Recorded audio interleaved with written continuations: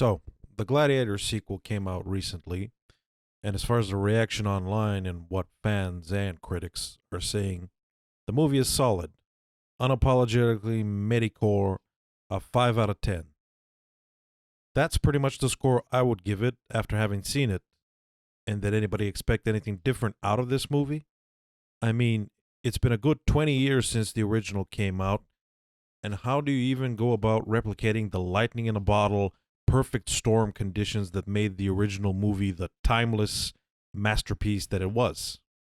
More so, the story of the original is a perfect and self contained story, delivering a concise tale of a hero who falls from grace at the hands of nefarious, treacherous villains, only to climb back up and bring these very same villains to justice through a heroic and tragic sacrifice.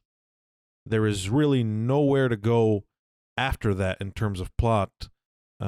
That's a story worth exploring. Gladiator 1 did all that it needed to do, story wise, and ended perfectly.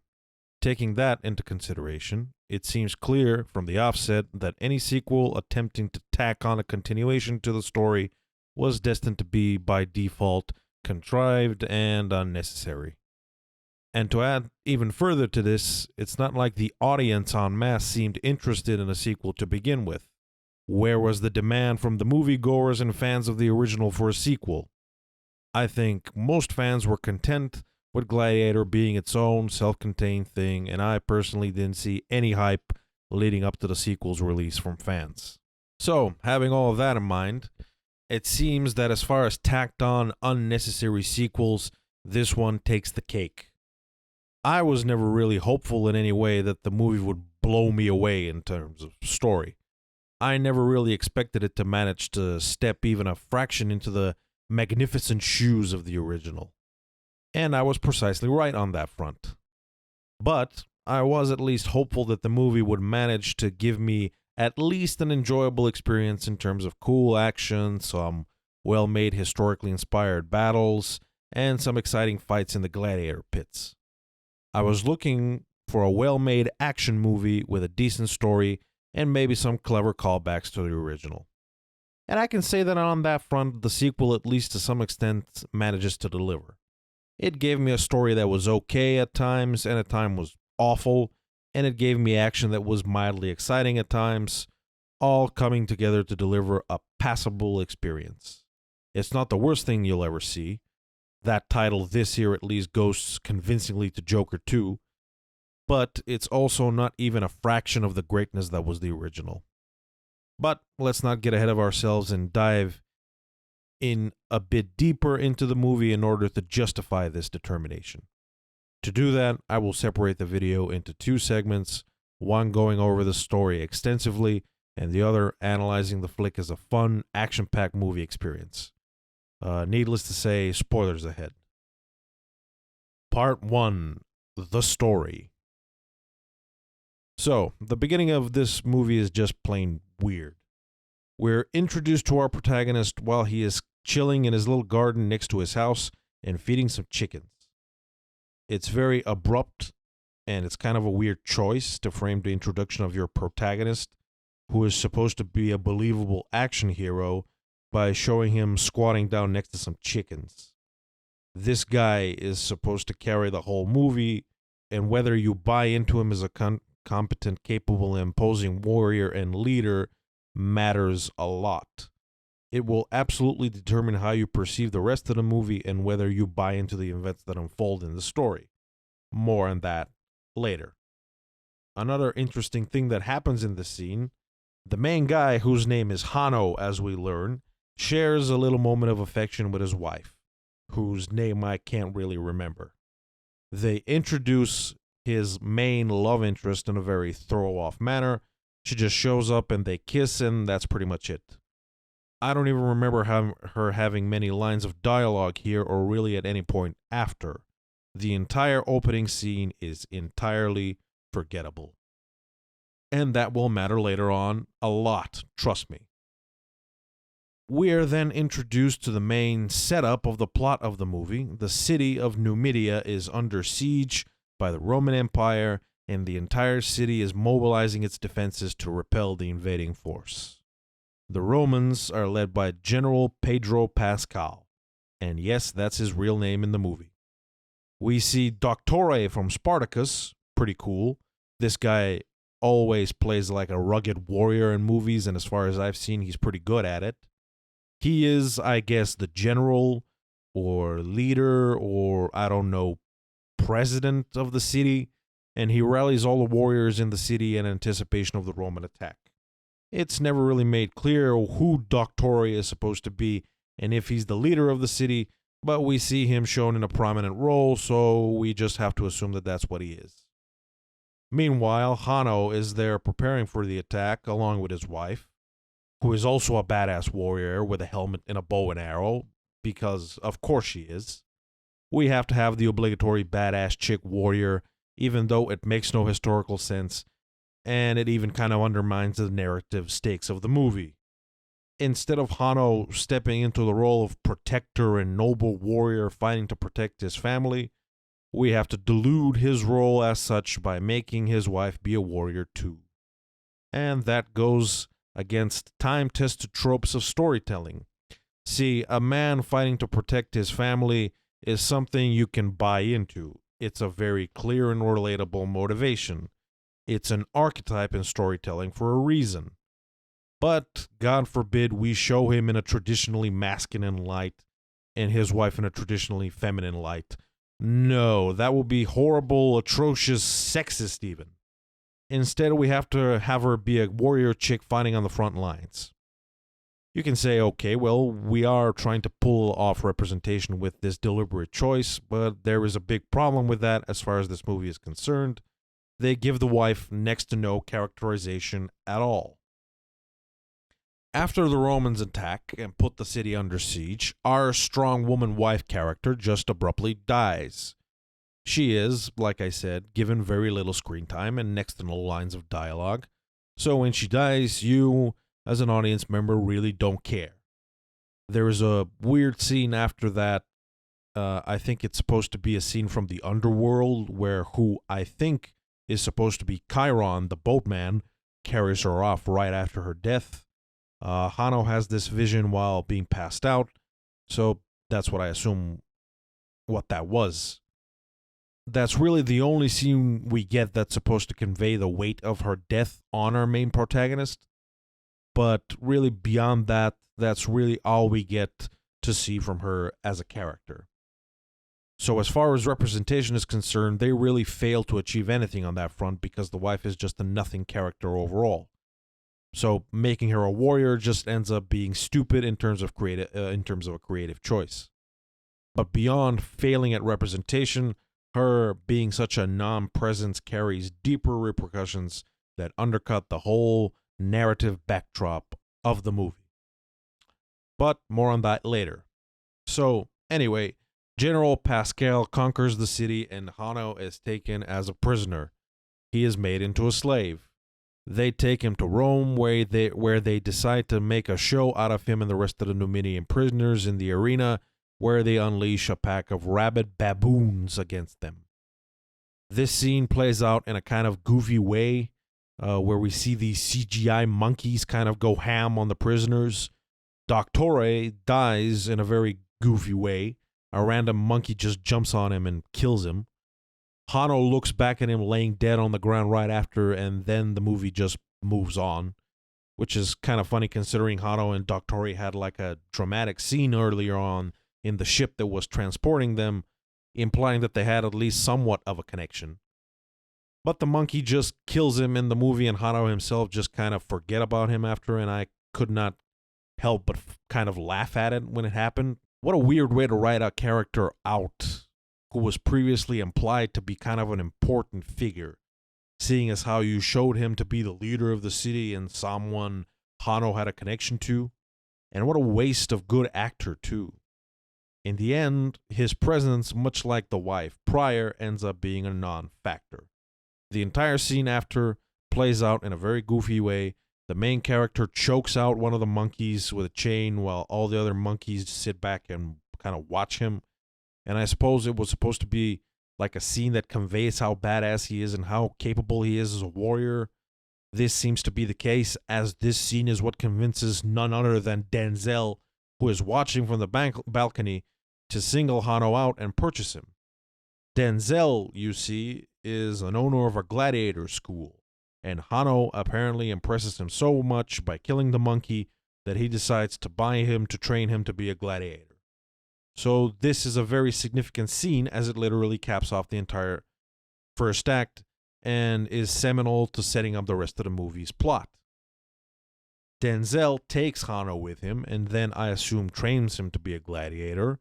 I say I assume, as we don't really see him be trained really at all. Parallel to these developments, we get introduced to the situation in Rome itself.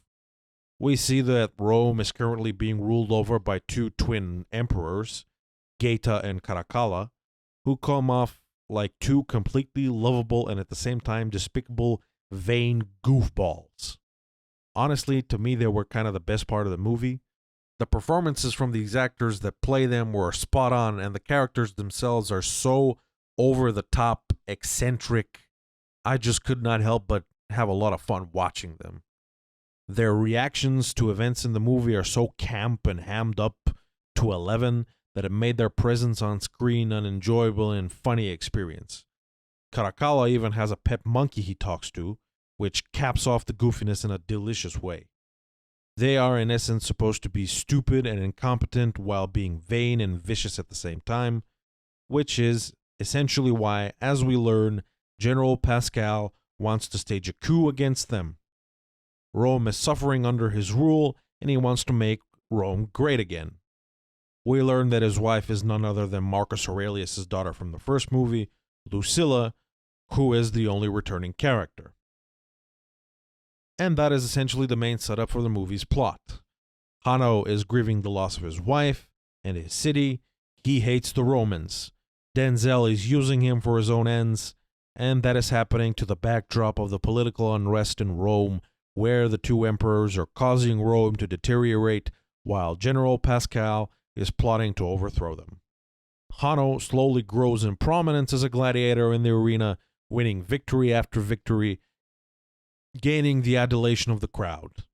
Unfortunately, this is where the movie plot kind of starts to unravel. The omissions the movie makes in the beginning add up to where you kind of no longer can take what happens in the movie seriously. To put it simply, the developments the story makes are not believable because they lack the necessary setup. Hanno is selected by Denzel and is then trained, but why he gets singled out as such is never established in a believable way. There is a scene where Denzel actually handpicks Hanno again to put him in an exhibition match before the emperors themselves. Hanno wins, of course, but why though? Why does Hanno keep getting rewarded with all of this special attention? He was never really shown to be an exceptionally gifted warrior. He never really is giving a scene, be it in the Battle of Numidia in the beginning or after, to showcase him as being anything special. So him ending up in these places comes off as being a result of nothing more than protagonist privilege. He is shown later on in the movie to have great success in the arena. They even do a reconstruction of the moment in the first movie, which was essentially Maximus's first fight. In Gladiator 1, Maximus uses his military prowess and his talents as a commander to rally the other gladiators and overcome the odds, which gains the favor of the crowd and impresses Commodus. But unlike Hanno, the opening scene of Gladiator 1 sets up Maximus as being an exceptional military man. We see the respect he receives from his men and are then shown an example of his capabilities firsthand, with him riding into battle and commanding the troops to conquer the remaining Gauls. This setup is also written into his character because Maximus is established as one of Rome's top generals in the very beginning of the movie.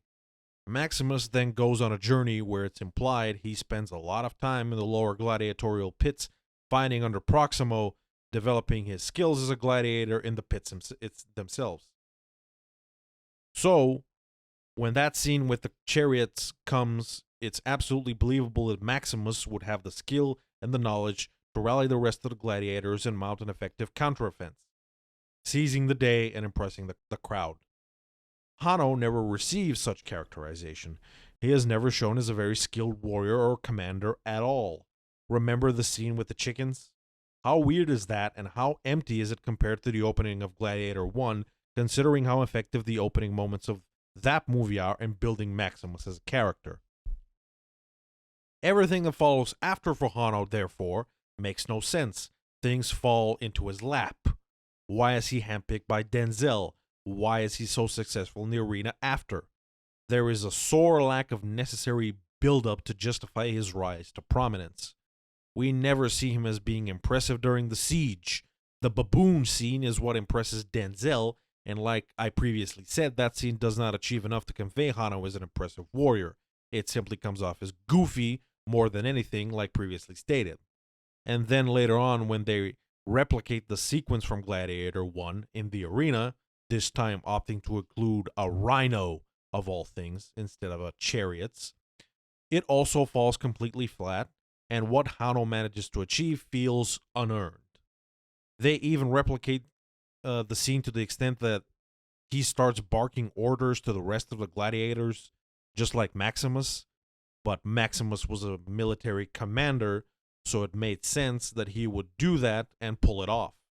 It makes sense that his knowledge as a commander would allow him to know how to strategically act to negate the chariots and achieve victory. Hanno has none of that, so his version of the scene falls flat. To put it simply, the protagonist of the movie is not developed enough to make his rise to prominence engaging and satisfying, and this carries over for the rest of the movie. Engagement with the rest of the plot hinges on an engaging protagonist, and Hanno is just not given enough to be that. And this is further compounded with the issue of his wife. Remember how I said that she was pretty much a non-character? Well, that's a problem, since the tragedy of her loss is what is supposed to make Hanno relatable and likable. Her loss and his grief is supposed to impact his motivations later on. But her introduction is so abrupt, her presence was so forgettable, and her death was so unimpactful that we as the audience simply end up not caring about this personal tragedy. So Hanno ends up being an even weaker protagonist. Remember how much time was dedicated to Maximus's loss in the first movie? That great scene where he weeps at the feet of his killed wife? Remember how the loss of his family motivated his spitefulness towards Commodus and informed all of his actions in seeking revenge? Remember this great scene? My name is Maximus Decimus Meridius, commander of the armies of the North, general of the Felix Legions, loyal servant to the true Emperor Marcus Aurelius, father to a murdered son, husband to a murdered wife, and I will have my vengeance in this life or the next. Remember how all he wanted in the end was to join his wife and son in death, and that made his demise at the end tragic, but also wholesome in a way? That meaningfulness was conveyed thanks to the time and attention Movie 1 dedicates to highlighting the impact of his loss, and that carries through the entire movie, making Maximus a much better protagonist. None of that dramatic weight is felt with Hanno, and this is further compounded by the fact that past the midpoint, his wife becomes even more of an afterthought. This happens because the movie chooses to introduce a twist. Turns out Hanno is actually Lucius, the kid from the first movie, Lucilla's son. To be honest, at the time of watching, I liked the twist. I stupidly did not see it coming. All of a sudden, I felt more engaged. I was like, okay, so this movie actually has more to offer. Hanno was, up to this point, a bland protagonist, but I was all of a sudden more interested in where this story would take him. However, the movie also decides to outwardly state that Lucius was actually the son of Maximus. And I have a question. Was that ever even actually implied in the first movie? Maximus was, to my impressions, a very dedicated family man. Where and when did he actually have the opportunity to step out on his wife and fuck the princess to conceive Lucius? Did that even happen, or was it just an invention the sequel threw in some ham-fisted attempt to link the two. If that is the case, then that makes this twist exceptionally stupid. But, I digress. The bigger problem here is that Hanno's story all of a sudden becomes mixed up in the plot line of making Rome better. Remember with General Pascal and the Twin Emperors?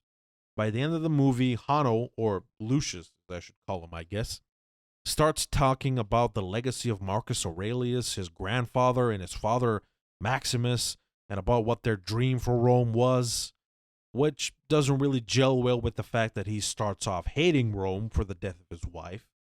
He also hates his mother for abandoning him too, but that ends up being resolved and they sort of reconcile and he starts caring about Rome all of a sudden. And to me, the movie just tries to do too much as a result of this decision to link Hanno to the first movie by making him Lucius and tries to tell a story around it, but that clashes with the original setup and motivation in the beginning. So I'm almost questioning whether the movie would have been better off if Hanno was just not related to anyone and was a brand new protagonist with his own independent story. Either that or get rid of the useless wife in the beginning altogether. But more on that when we discuss the end of the movie. The movie throws another curveball our way by making Denzel essentially the main villain. He essentially manages to maneuver politically to get close to the Twin Emperors and manages to manipulate situations such that he ends up having tremendous political power in the end. And I admire that choice. He manages to take out both emperors, to my chagrin since I love them, and also orchestrates the death of General Pascal by first finding the information about his planned coup, and then selling him out to the emperors. I am personally a huge fan of characters that through cleverness and manipulation manage to stack the odds in their favor and rise from rags to riches. I think they make very effective villains. I also enjoy stories about political maneuvering and manipulation, so this was very much so to my taste. However, the biggest problem with this plot is, I think, Denzel himself. For some reason, he just could not carry a performance that was supposed to reflect and represent what this character was essentially supposed to be. A convincing, a conniving, two-faced, vengeful, ambitious man willing to cross any line for his personal gain. There were times in the movie where I think this character was supposed to come off as downright sleazy, but for some reason his performance was just awkward. I really don't think he was the right actor to bring this type of character to life. His performance really undercuts the effectiveness of the movie's villain, unfortunately. I am reminded of someone like John Hannah in the Spartacus TV show who manages to portray a very similar type of character as brutal, cunning, selfish, power-hungry, and vindictive with such effectiveness that you just really could not help but absolutely hate him. That character really sold the dramatic conflict of the show. That was sorely missing from Gladiator 2. Denzel, unfortunately, was simply not the right man for this job. So, the movie eventually builds up to its grand conclusion. General Pascal and Lucilla are killed thanks to Denzel. Lucius raises the gladiators and plans to turn the tables on Denzel. In the meantime, General Pascal's forces are marching on the city. Denzel, in the meantime, rallies the Centurion Guard loyal to the Emperor to confront them. Our guy manages to break out of the arena and starts chasing Denzel. It all culminates in a duel in front of the gates of Rome. Denzel dies and Lucius gives a speech, which he starts off with the words, "You all are waiting for me to give a speech." I could not help but laugh at that. In an incredibly contrived way, both armies decide to just listen to him and not fight. He says something about making Rome great again, and they all just decide they fuck with that, and they go along with it. And man, if Lucius' story so far was contrived and unearned, this takes the cake. Like, why would any of these soldiers give a fuck about what this random guy says? Okay, he is Aurelius' grandson, but they don't know that. And even if he told them, why would they believe him? But for some reason, they all decide to just go with whatever this guy says, so much that they scream "I" altogether at the top of their lungs. All of the problems with Lucius as a character come together to deliver this flop of an ending. His lack of build-up as a talented leader or warrior, his sudden switch in motivation from hating Rome to caring about it, and the legacy of Aurelius, it all comes together to not only undermine his ascent to this position, but the whole resolution altogether. Denzel's performance makes his end demise not terribly impactful and satisfying. Altogether, the weak protagonist and villain come together to deliver this very contrived and underwhelming resolution. Honestly, the only highlight of the movie ending is Rory McCann as a Centurion, the Hound being one of my favorite characters from GOT. There are other stupid things related to the story that happen, but I honestly don't think they are even worth mentioning in this video. And this video would end up being about 10 hours long if I had to go over each one, so yeah. All in all, the story is alright. Some stuff is clever, some stuff is goofy, some stuff is stupid, some stuff is contrived. It's just okay enough to be passable. Very far away from the greatness of movie 1. Part 2. The Action. Now, this section of the video will be significantly shorter from the previous, as there is not really much to say. I am a huge fan of large battles in historical movies. Have been ever since I was a kid. It's part of the reason why I adore historical movies at all. The first Gladiator delivers that in spades.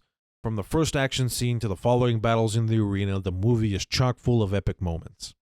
A lot of Ridley Scott's movies that are set in historical settings deliver this type of epicness, regardless of other problems related to story and character development.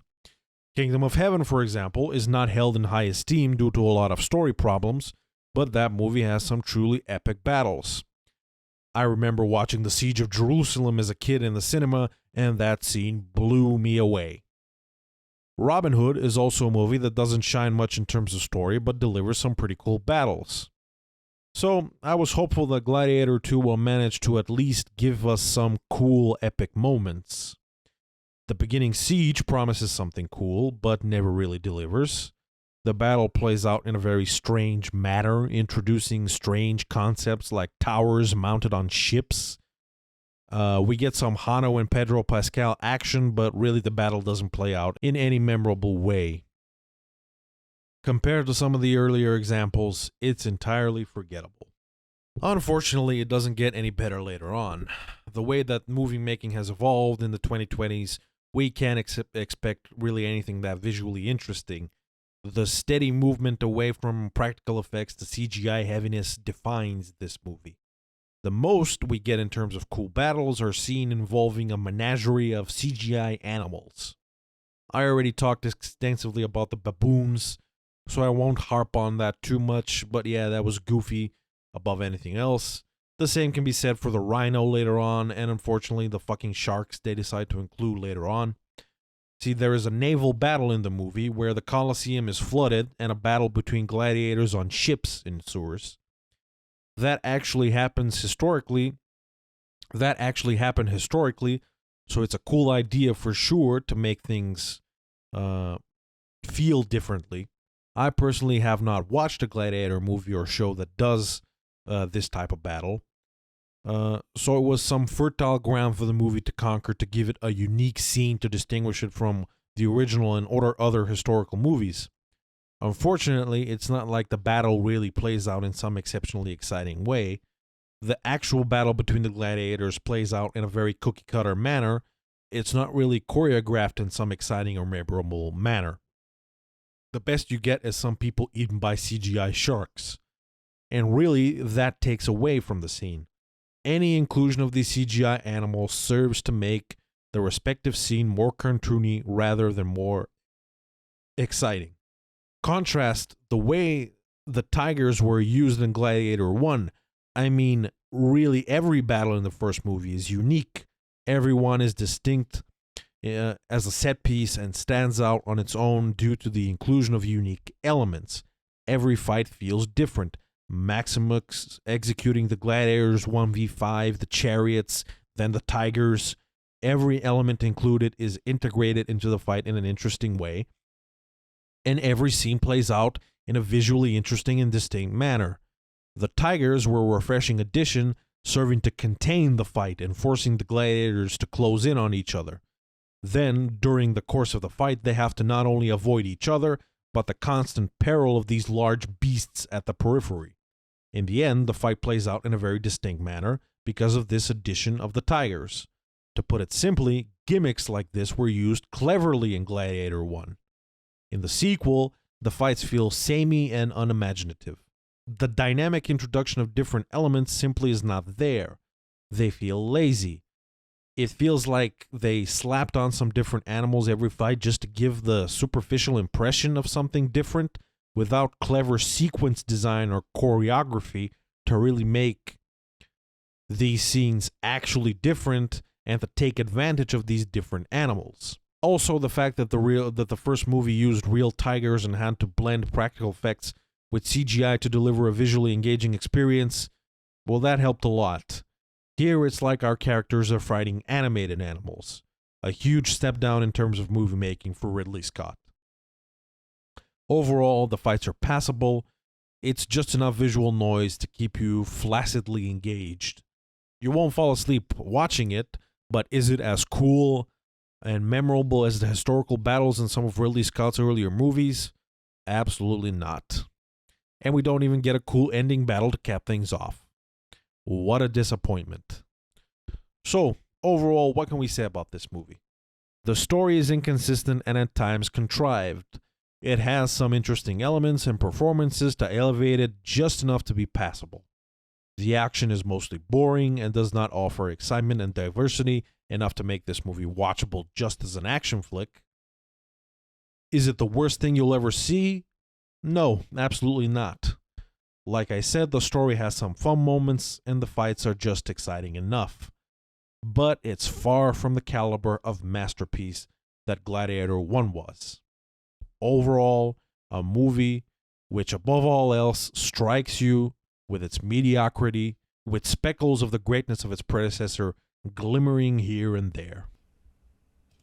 Well, on that note, I suppose that after that conclusion, there is nothing left to do but to leave you with the words of a great man that ring true even after all this time. What we do in life echoes in eternity.